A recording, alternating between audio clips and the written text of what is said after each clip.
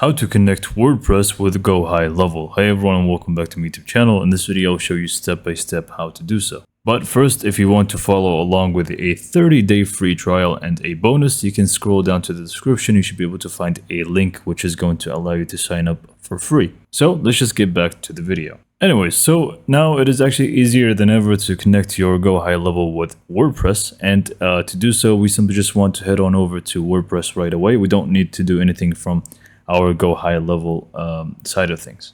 So from your WordPress, what you want to do is just go to plugins and click on add plugin.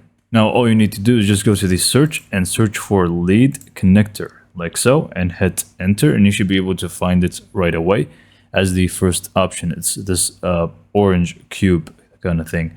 Click on install now, and once it's done, click on activate. And now you simply just want to log in with your GoHighLevel account. So it's going to be the same account information, same email and same password. So click on LeadConnector here from the left side. And now all you need to do is just click to sign in. And again, like I said, just add your GoHighLevel account information. Now that it is already filled up for me, because I did actually do this before, it's just going to, give you this access page. Click on next and select the sub account that you want to use. I'm just going to use this one.